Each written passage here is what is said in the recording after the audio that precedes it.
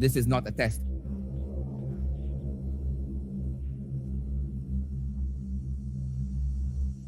This is a revelation from the Lord God of heaven.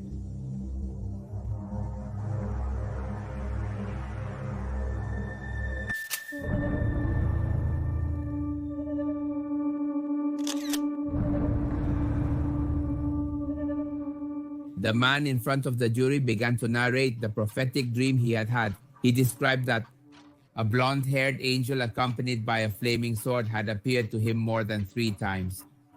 That he was ordered to get many women to marry. The younger, the better. Everyone in the room was shocked by the confidence he had in declaring all of this. But he continued saying that at first he had refused, but as soon as the angel visited him for the 3rd time, he threatened him, saying that if he didn't do it, the world as he knew it would be destroyed. Just like this case, there are many others where men claim to be visited by celestial beings to commit atrocious and inhuman acts. But today, I'm going to tell you the story of Warren Jeffs, who posed as a prophet to thousands of people to convince his followers to give up their daughters so that they would marry him. Thanks to this sham, he was able to marry more than 80 women, and not only that, he managed to abuse hundreds of minors in front of an entire congregation. This man, upon confessing everything he had done, people began to know him as the diabolical prophet. Warren Stitt Jeff was born on December 3rd of the year 55 in Sacramento, this in California, within a very religious family. His mother, Marilyn Stitt, spent all day in the church helping and inviting people to hear the word of God. His father, meanwhile, was also highly devout. He taught the younger ones, but when educating Warren, he was very strict and severe at the same time. From a young age, he saw to it that he too would be a believer in the fundamentalist Church of Jesus Christ of Latter-day Saints. Despite this, his childhood was not easy.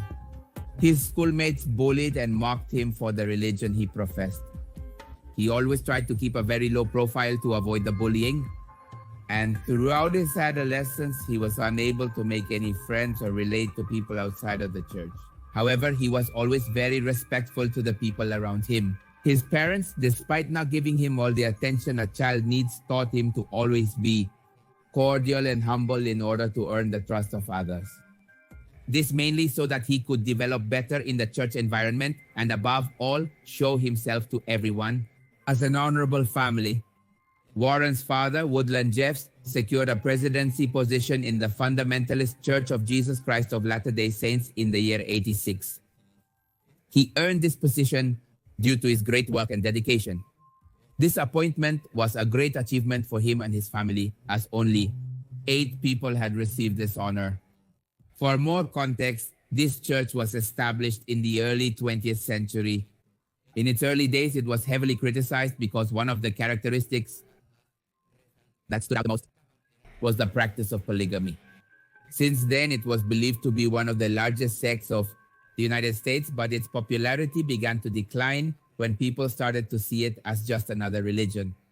Finally, they banned polygamy in the year of 1890 because this problem was triggering conflicts within and beyond the church, yet in certain American regions, such practices persisted. For Rulon Jeff, polygamy was still well regarded in his church. He accomplished much at the start of his presidency.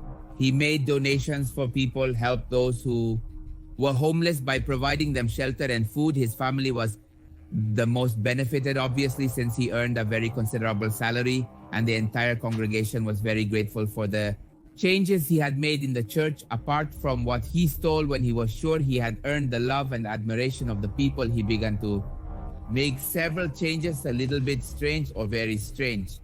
Marilyn, his wife, was the first to notice how power completely changed him. Rudolph justified himself by saying that now the church was his wife and he had to pay more attention to it than to his family. Every year, he ordered his followers to give him a daughter, and if she was worthy of him, she had to marry and rapidly have multiple kids, clearly with him. For many, all of this was very strange, so he also began to encourage his male followers to take different women and make them their wives. The girls and young women could not refuse, as Rudon was in charge of manipulating them and telling them that if they did not comply with this request, they could go to hell. By the year 2002, Rudon had more than 20 women married and of more than 60 children. On some occasions, he actually abused even his daughters, and with them, he had more offspring. He was a total depraved.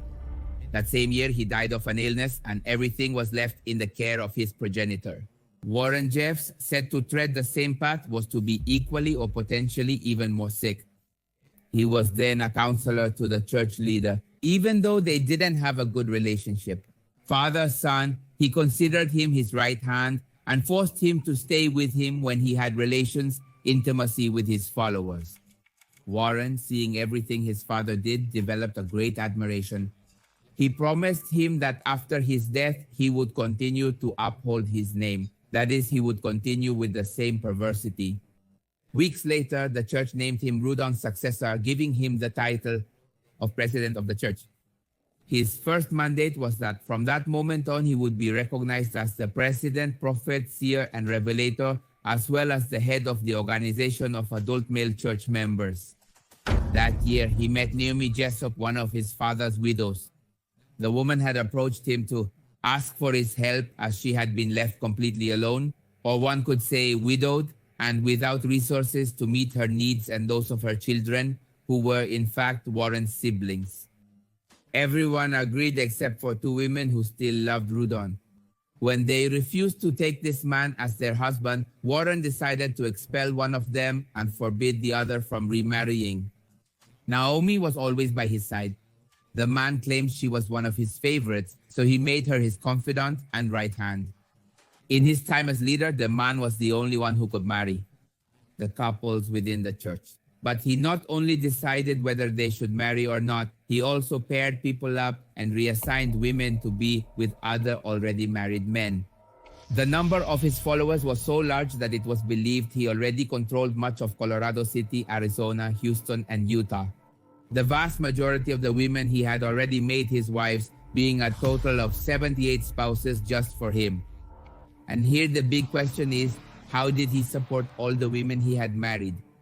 The answer is thanks. To his followers, he had real estate and buildings, and besides, he had an amount of more than $100 million invested in those properties. He got the labor for free from his followers, including children who carried out the construction project. Apart from owning all these properties, he asked each of his male members to donate between $500 and $1,000 a month to continue belonging to his cult. When they refused to pay or did not complete the amount of money, Warren would threaten them by saying that he would take away their children, their job, and expel them from his community. 3 years into his presidency of the church, he had already imposed a great fear on his followers. They all knew the great power he had, not only financially but spiritually. He spoke to them and told them about his prophetic dreams so that they would donate more money, and even went so far as to say several times that he needed to be intimate with each of the young women in the congregation so that the cult would not fall into sin and the world would not burn in flames. The man, despite his wealth, was not satisfied. He also began to make plans to be able to take hundreds of pesos from the government. One of his strategies was to have the people who were devoted to him talk about how good he was and how much he had helped them spiritually and economically. The government, knowing how Warren was working, or supposedly knowing, wanted to assign him a supplemental nutritional assistance program. The idea was that people would receive a debit card with more than $100 so they could spend it on pantry and food. However, some of these cards, well, what do you think? They went straight into Warren's pockets. Seeing how the others were going to other hands, he had the idea to buy a warehouse and partner with companies so that people who used the card only would buy exclusively at the stalls where the people of the church were administrators. Warren could get away with it, and as you can see, no one would say anything to him. His father had taught him very well how to manipulate and to deceive people without the need to try too hard. And so, thanks to the example his progenitor gave him since childhood, this depraved individual was able to obtain everything he wanted without anyone stopping him. For the government, for his wives, for his followers, and People who heard about Warren, he was a messiah sent by God. He hypnotized everyone when he described how at night the Almighty being spoke to him and told him what he should do to stop the end of the world. More than a decade being like a hero for many people, until one day these same people began to finally open their eyes and realize the charlatan he was and all the wrong things he did. Thanks to people being more aware of what he was doing, Warren's game was finally going to end.